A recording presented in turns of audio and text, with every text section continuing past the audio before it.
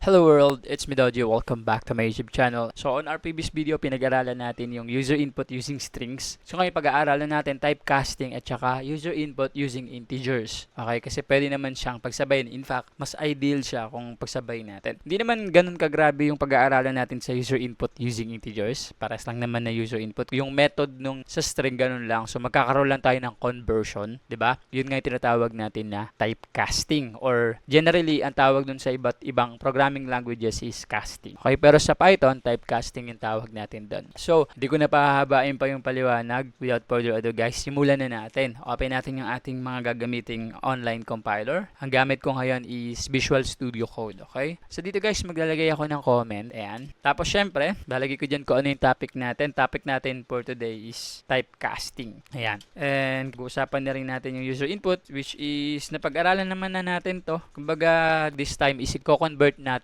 yung mga user inputs. Okay? Ano ba ang ginagawa ni typecasting? So, napakadali lang guys. Si typecasting, ang ginagawa niya is conversion. Yan ang ginagawa ni typecasting guys, kino-convert niya. So, bigyan ko kayo ng best example para makita ninyo kung bakit natin kailangan matutunan si typecasting. Bibigyan ko kayo ng isang problem kung saan kailangan natin talaga matutunan yung conversion or typecasting or casting. Ganito yan guys. For example, meron ako dito ang isang variable, number. Ayan. Tapos, bigyan natin siya ng value. Ang value niya, user input. Sabihin kung ano yung i-input ni user. Ngayon guys, maglalagay tayo ng prompt. I natin dito, enter a number. Ayan. So, mag-enter siya ng number. So, ang problema guys, kapag ka user input, ang default kasi niyan string. Okay? Pag nag-enter yung user dyan, ang default data type niyan is string. Though, alam natin na kagaya ng pinaliwanag natin nung una, yung mga data types, kay variable, dynamic. Kumbaga, sa unang bitaw ng variable or ng data, wala siyang definite na data types. Pwedeng kahit ano. Depende na lang kung ano yung ilagay mo, kung number, 'di ba? So ganun, wala siyang definite sa una. Ngayon, yung data types guys is nade-determine during runtime. So may mga ganun kasi na medyo hindi pa natin maintindihan na sa beginner, okay? Pero binibigyan ko lang kayo ng idea na pagka user input yung ginagamit natin sa isang variable, kunyari yung variable natin na number, ang magiging value niya kung ano yung input ni user, ang default niyan string. Okay? Ganun sa Python guys. String yung kanyang default. Kuhanin nyo. So dahil string yung default niyan, magkakaroon tayo ng problema. Ganito yan guys. Paano? Sabihin natin, piprint natin. Ano ipiprint natin? Yung variable na number, kung ano yung user input, i-add natin. Sabi natin, ipa-plus natin. Okay? So ngayon, pag nirun ko to guys, ayan, enter a number. Mag-enter ako ng 10. So ang unang nag-run guys, ito. Okay? Unang nag-run yung ating prompt. Tapos isi-save niya sa variable. Once na i-enter ko to, magra-run ngayon yung sunod na code, which is yung print. So anong gagawin ni print? I-add niya yung value ng number, which is yung user input, sa 10. Okay? Supposed to be, magkakaroon tayo ng output na 20. Okay? Pero, dahil sinabi ko sa inyo na default ng user input is string, magkakaroon niya ng problem. I-enter ko. Ayan, nakita ninyo. Nagkaroon ng problem. Type error. Kumbaga, yung data type may error. Ano yung error? Can only concatenate string, not integer to string. So, yung sinasabi niya, ang iniisip niya, kine-concatenate natin, which is not allowed. Okay? So, ang problema kasi niyan guys, hindi natin pwedeng i-process yung string at saka yung integer. Pagka magkaibang data sila, pwede mo bang i-add yung letter sa number? Hindi yun, di ba? Hindi yun pwede. Walang ganon. So, kailangan, i-convert natin yung number na user input sa integer. Bakit? Kasi sabi ko nga guys, kapag ka user input, ang default niyan string, ina-add natin siya dito sa print. So, kung yung value nito, kahit 10 yung ilagay mo dyan, ang default niyan, string. Kumbaga, ganito yung pagkakabasa dyan ni compiler. Ganyan. Para siyang naka-encapsulate sa quote-and-quote. Okay? Sa double quote. So, hindi niya ma-add yan. Okay? So, ang gagawin mo, guys, sa tingin ninyo, deserve ba ng channel na to na ma-subscribe? Kung oo, please guys, click the subscribe button. Goal ko kasi na mag-grow yung channel na to at ang community natin. And in return guys, habang nag-grow yung channel natin, is lalo akong namomotivate na gumawa pa ng mas marami pang tutorial at pagbutihin pa yung effort to share and i-deliver yung mga technical knowledges in a simple yet informative ways. And sana natutulungan ka ng mga tutorials na to. Let's go back to the video. Yung user input na nakasave sa number, i-convert mo into integer. Yung 10 lang, ganyan. Walang quote and quote or double quote. Okay? So, paano ngayon yon? Ganito ngayon yun, guys. Eto ngayon, dito pumapasok yung topic natin na typecasting. Okay? Or conversion. Paano natin natin ma-achieve yung pagko-convert? Simple lang. Sabihin natin, magde-declare pa ako ng isa pang variable. Okay? Convert. Ayan. Or conversion.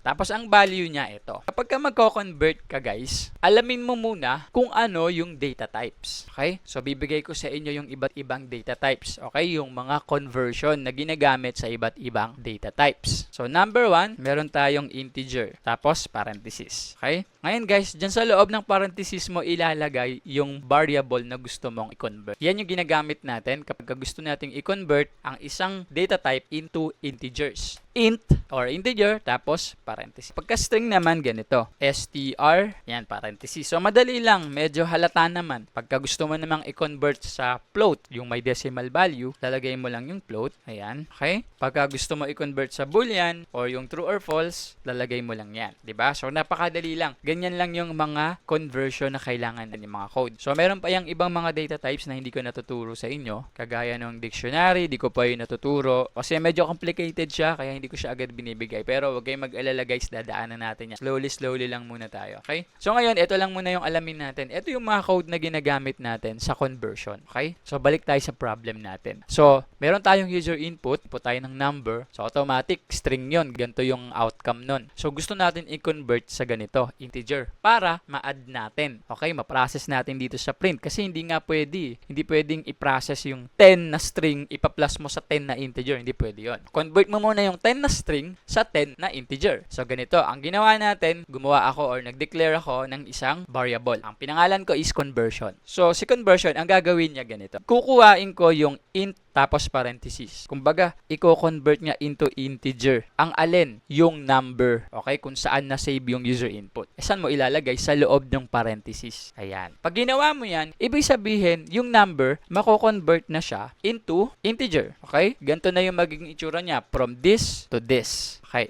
Ngayon, anong gagawin natin dun sa print? Papalitan mo na to, itong number na variable. Kasi nga, dito sa number na variable, hindi pa siya converted. Okay? Saan siya nako-convert? Doon sa conversion na variable. So, ang ipiprint mo talaga dyan is si conversion. Yan yung ipa-plus mo. Bakit? Dito kasi sa conversion, magiging integer na yung string na 10. Okay? So, pag in-add natin yung integer na number doon sa plus 10, saka natin makukuha yung tamang outcome or result, which is 20. Okay? Sige, i-run natin. Tignan natin kung tama yung pinagdadaldal ko. Run natin, guys. Ayan, sabi dito, enter a number. Enter ako 10. Pag in-enter ko pa yan, makakuha na tayo ng 20. Wala nang error. Ayun. Kuha ninyo, guys. So, kung gusto mo, mag-concatenate pa tayo dyan, mag-add tayo. Add tayo ng string, sabihin natin, result is space. Yan, di ba? So, guys, since meron ng iba't ibang data types, hindi plus ilalagay ko, magkaka-error na naman tayo. So, lagay natin is comma. Diba, naalala niyo ginagamit din siya for concatenate. Pero, pang Hokage moves lang, guys. So, i-run natin ulit. So, ayan. Enter a number, 10. Ayan. Result is 20. Nakuha ninyo, guys. So, dito, kahit ang default ng user input is strings, gumana pa rin yung ating operation. Kasi kinonvert natin yung number into 10. So, ang ginamit natin pang convert, itong mga conversion code. So, gusto ko tandaan ninyo to. So, ayan. Meron kasi mga instances, guys, na kailangan nating i-convert yung ating data types into other data types. Okay? Bigyan ko kayo ng isang best example. Halimbawa ganito, gagawa tayo ng isa pang program. Sabihin natin yung age detector. Kumbaga, aalamin niya kung ilang taon ka na. Ang kulit, di ba? Pwede ka nang gumawa ng mga program kapag ka alam mo yung mga fundamentals. Okay? So, pwede ka nang gumawa nga ng calculator, ng age detector, mga ganyan, mga kakulitan lang. So, merong isang variable na involved dito. Siyempre, age detector, hindi age yung gagamitin natin. Ba't mo pa i-detect kung isasabihin niya na, di ba? Sasabihin na lang natin,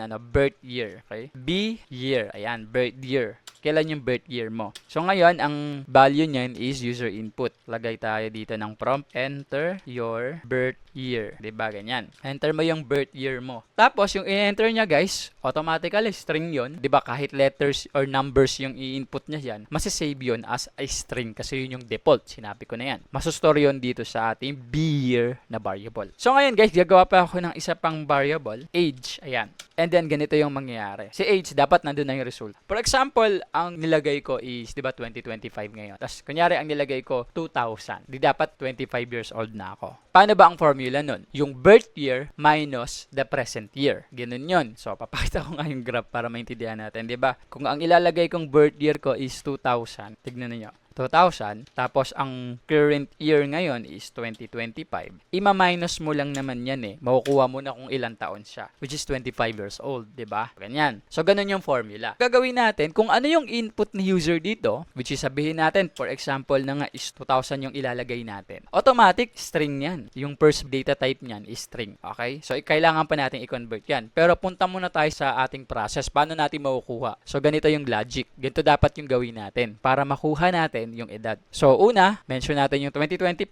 yung taon. Ayan. Kasi yan yung year ngayon, ima-minus natin dun sa birth year na i-enter niya. Okay? Dito sa birth year. Ang problema nga, hindi nga to gagana. Mag-error to kasi ang default ng birth year is ganito, string. So, i-convert natin siya. Paano natin siya i-convert? Gagamitin natin to. Tong code na to. Int, tapos yung parenthesis. Paano ba yan? Tanggalin natin to. Convert muna natin. Int, tapos parenthesis. Sa loob niya natin ilagay yung variable na i-convert natin. So, this time, gagana yan. Okay? Ngayon, pagka niran natin to, edi may lalabas na prompt. Enter mo yung birth year mo. Yan, enter niya na. 2000. Tapos, pagka-enter niya, gagana ngayon tong next line. Si age 2025 ngayon, ima-minus natin. Pero teka, i-convert ko muna into integer. Convert ko na, ma-minus na natin. O, makakuha na ako ng result, 25. O, dahil nakakuha ka ng result, paano mo malalaman? Pakikiramdaman mo? Siyempre hindi, guys. Ipiprint natin. Ano ipiprint natin? Yung age. Kasi nandun nakastore yung sagot. Okay? So, lagay natin dito yung age. Ayan. Pwede tayo maglagay ng words. Sabihin natin, you are. Yan, space. Tapos, lagay tayo nito. So, comma yung ginagamit ko kasi pag gumamit ako ng plus, mag-error na naman tayo kasi hindi nga pwede mag-add ang string sa numbers. And then, you are years old. Okay? So, pag niran natin to, run natin ulit. Ayan. Enter natin yung birth year. Enter your birth year. 2000. Pag enter mo, you are 25 years old. Guys, alam ko yung struggle nung nag-aaral sa YouTube eh. It's hard yung post, backward, forward kasi kailangan mong mag-notes or kailangan mong subukan yung code. Kaya napakahalaga guys na meron kang copy ng notes. Kaya naman guys, gumawa ako ng PDF notes kung saan dun ko nilagay yung mga topics ko dito sa mga videos na to. In fact, yun yung ginagamit kong reference. Though hindi siya script guys, talagang notes siya about the topics. Mas informative siya, mas simple, mas malinaw at mas madali siyang aralin kasi nga notes na siya so hindi ka nag-backward forward post kasi nakikita mo na doon, pwede mong i-copy yung mga code doon. Kung interesado ka magkaroon ng copy guys, andyan yung link sa description sa baba. Ganon siya guys, okay? So, nakakatuwa, di ba? Pwede ka na gumawa ng age detector, sabihin natin 1990, you are 35 years old, di ba? Ganon. So, eto guys, eto yung isa sa mga simpleng program lang kung saan pinapakita ko sa inyo na there are so many probability na kailangan nating i-convert yung data types natin into other data. Okay? So, at least ngayon, alam na natin. Diba? So, kung meron tayong gustong gawing program tapos nagka-error, hindi pwedeng i-concatenate, hindi pwedeng i-process to, kailangan i-convert mo. Alam mo na kung paano. So, pwede mo nang paglaruan to guys, okay? So again, nandito pa rin tayo sa fundamental. Ang next na topic natin, gusto ko sana daanan natin kasi concatenation, user input, typecasting. So gusto ko guys, daanan natin yung escape character. Okay? Sobrang dali lang no. At I think isa yun sa pinakamadali, escape character. Okay? Para naman kompleto yung knowledge natin. So yung paggawa natin ng simple program, madali na. Okay? So doon ko na ipapaliwanag ano yung escape characters. Okay guys, see you on my next tutorial.